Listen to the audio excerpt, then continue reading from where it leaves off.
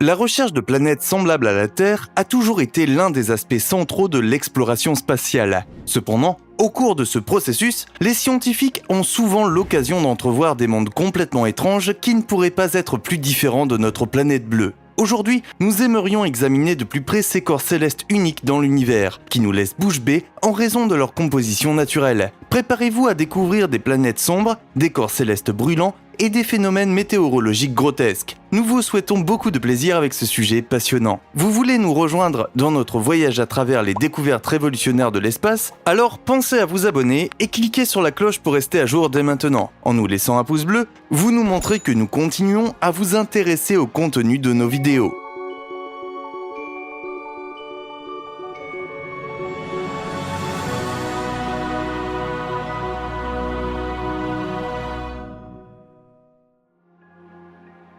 de B. Si la vie nocturne du firmament nous étonne par ses innombrables corps célestes brillamment éclairés, il existe aussi dans le gigantesque étendue de l'univers des planètes dont la composition naturelle les place à l'autre extrémité de cette échelle étincelante. Parmi elles se trouve de B, une planète de la taille de Jupiter, située à environ 750 années-lumière de notre planète bleue. Une étude détaillée de ce corps céleste, qui tourne autour d'une étoile semblable au Soleil dans la constellation du Dragon, a permis de faire un triste constat. Aucune autre planète n'est aussi sombre que de B. En détail, l'albédo de la planète est évalué à 0,01. En d'autres termes, cela signifie que l'exoplanète ne renvoie dans l'espace que 1% des rayons solaires entrants. Cela rend le corps céleste encore plus sombre que le charbon pur, qui réfléchit encore entre 3 et 5% des rayons lumineux. Mais quelles sont les circonstances qui donnent à de B, identifié en 2006 à l'aide de la méthode des transits, sa face sombre au final? L'interaction de plusieurs facteurs différents en est responsable. Tout d'abord, la surface de la planète est parée d'une température moyenne torride de plus de 1800 degrés Fahrenheit. Cette chaleur immense empêche la formation des nuages classiques d'ammoniac et de vapeur d'eau, qui sont généralement de couleur très claire.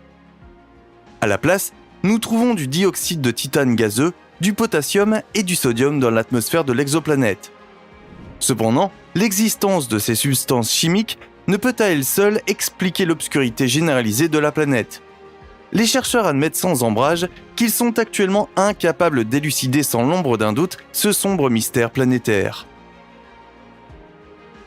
Kelte 9b.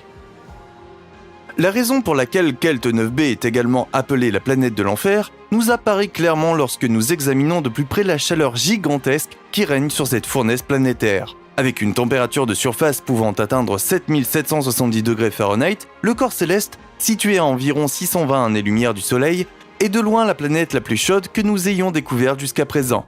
Avec ses immenses températures, l'exoplanète est même plus chaude que bien des étoiles.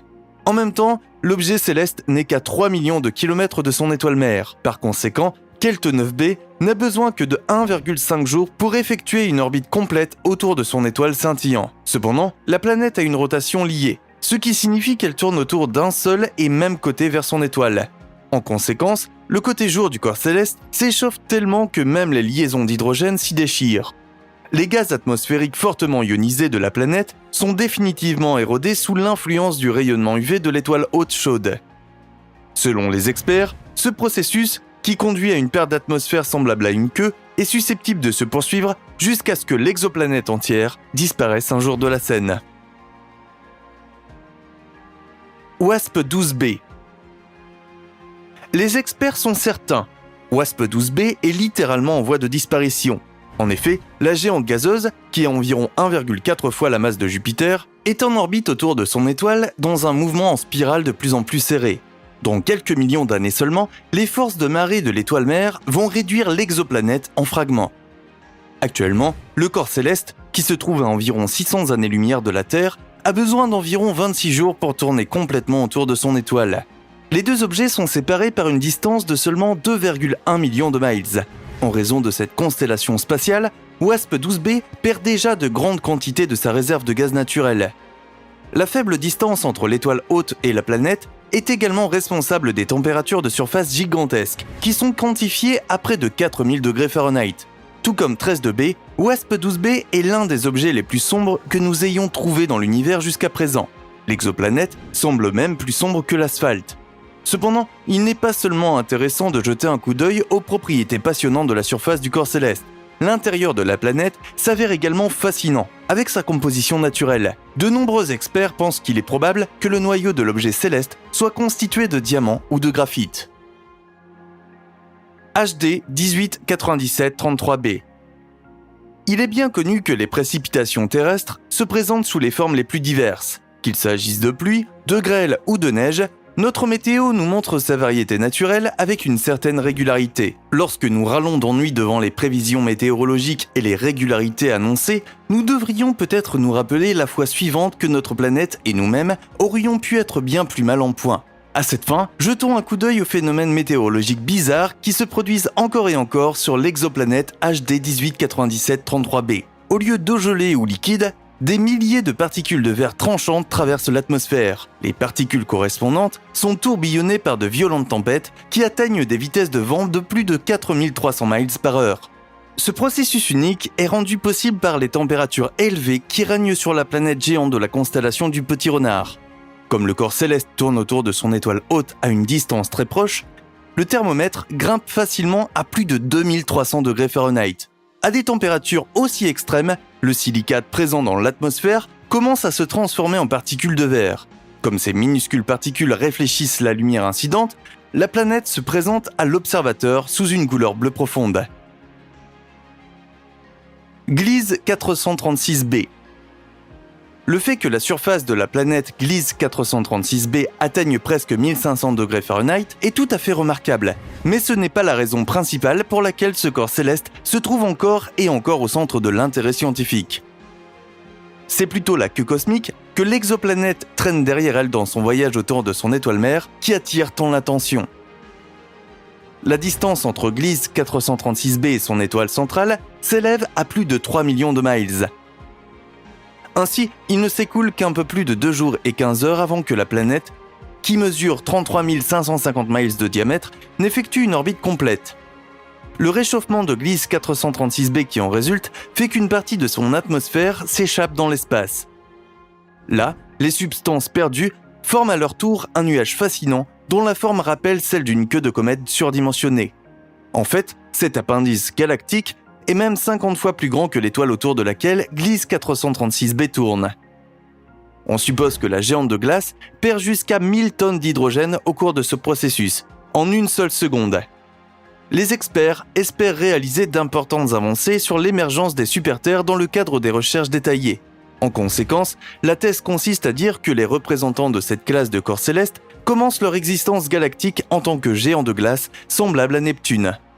Dès qu'une telle planète s'approche trop près de son étoile mère, la couche de glace extérieure commence à fondre et à exposer le noyau de roche solide du corps céleste. Telle est l'hypothèse des scientifiques. Vénus.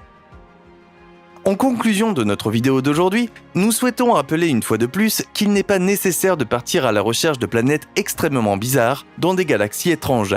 En effet, l'un des corps célestes les plus insolites se trouve juste à notre porte galactique, Vénus.